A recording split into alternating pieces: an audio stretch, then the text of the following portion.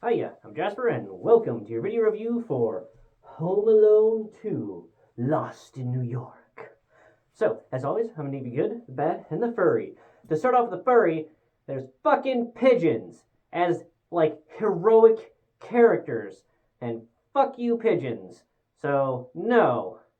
Worst part of the movie. Um, anywho, uh, no other significant animal appearances, is what I would say. So moving on to the good and the bad. This movie is set year after or 2 years after Home Alone 1, and through a variety of just bad instances, like just coincidences, if you will, just circumstances that are unlikely but altogether just result in him, Calvin McAllister, or Kevin McAllister, sorry, ending up in New York while the rest of his family is in Florida for a vacation. And then, through also another series of coincidences, the two thieves from the last movie also make a appearance. I don't know why I'm talking around that, like as if nobody has seen this movie. If you haven't seen the movie yet, I guess I still won't spoil it for you, but you should see it, especially if you've seen the first one, because well, I liked the first one, and yes, it had some very classic moments for a classic Christmas movie. I actually think I liked the second one even more. And I think the reason behind that is that with the first one, Kevin is a bit of an asshole kid, and then thieves try to take his house, and he fights them off. Like that's basically it. You don't get a whole lot of character, I feel like, from Kevin. Yeah, he meets with the shovel guy a little bit, but in general, you don't get as much with Kevin.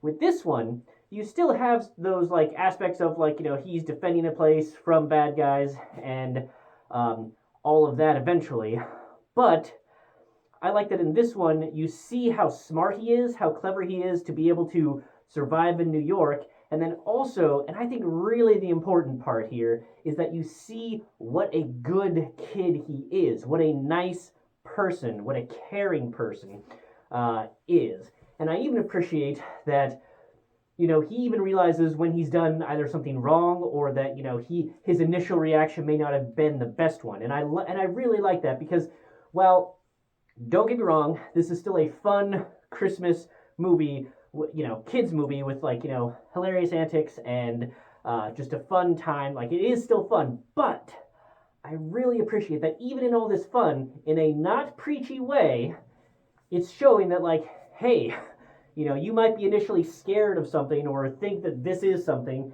and then you take a second, you step back, you think about it, and you're like, you know what? Maybe I didn't react the best to that. Let me try this again. Let me go try this another way or try and make up for that initial reaction.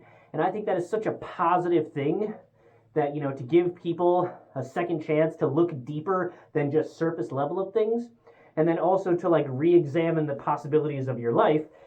So this movie, I would say, has a lot of heart and a lot of caring, and again, more about Kevin McAllister and more of his personality and his cleverness and his kindness really comes through. So I think that this movie is better.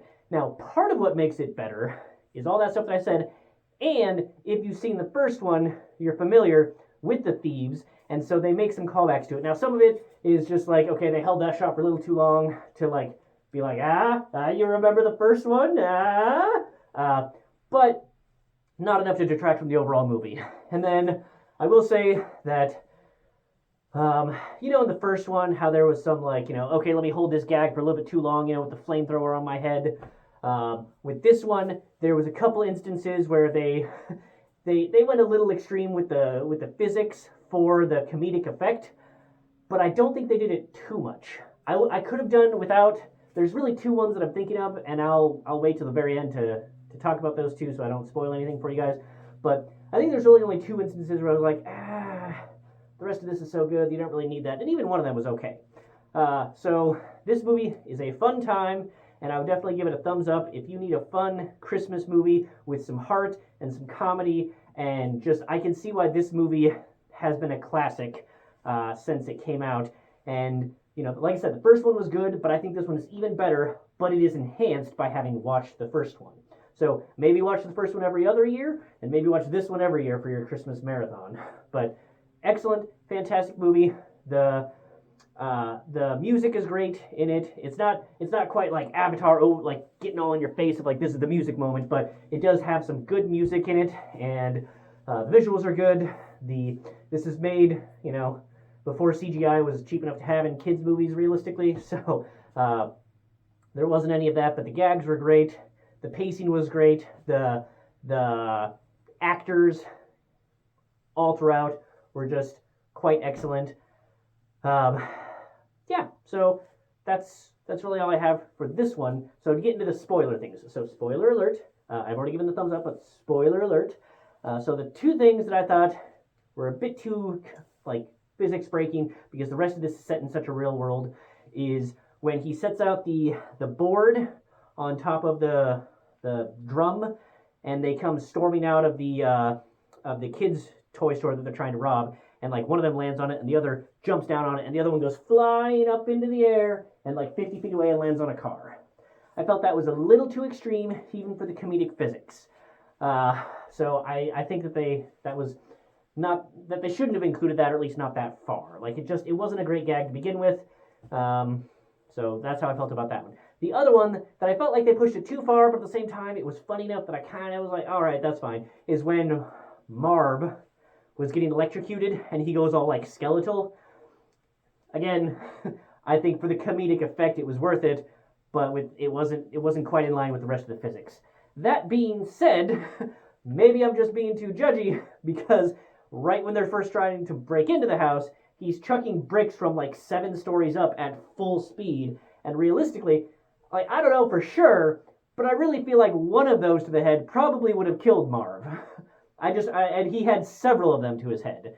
So, maybe it is in line with the physics that they were showing in this show, or movie. But it's funny because I didn't think of those breaks as being like world breaking or rule breaking, as opposed to the skeletal and the giant flying thing. Also, I do want to say that I think it was actually a pretty good decision to start off with those bricks, because I think because when you get hit in the bricks, when you get hit in the head 7 times by bricks, you're probably not thinking all that clearly. So when there's a door handle with a string on it, sure, you might just be mind boggled enough to get all close to it and like yank things that you shouldn't twice. And then again, your brain is very rattled, so maybe your peripheral vision really isn't working all that great. I mean, he said 8 fingers when the guy was holding up 2, so vision not doing so great, so maybe his peripheral vision isn't really great, so that's why he takes a step and falls down to the basement or whatever. So yeah, I bought the rest of what he was doing, because I'm like, yeah, head injuries will do that to you. So yeah. The other kind of spoilery thing that I think is a little ridiculous is the guy from oh man, I can't remember, the Rocky Horror Picture Show guy. So the not Rob Schneider from The Hotel. So that guy, he goes into the dude's hotel room and then all the way into the bathroom, and then is like, yeah, let me still try and figure things out about this guy. Like, no. There's no way that is at all acceptable hotel policy, especially that fancy of a hotel, to make that intrusion into somebody's area. And there wouldn't be any way that you were like still trying to investigate this kid. No, you would most likely be going to jail for that kind of thing that you're doing.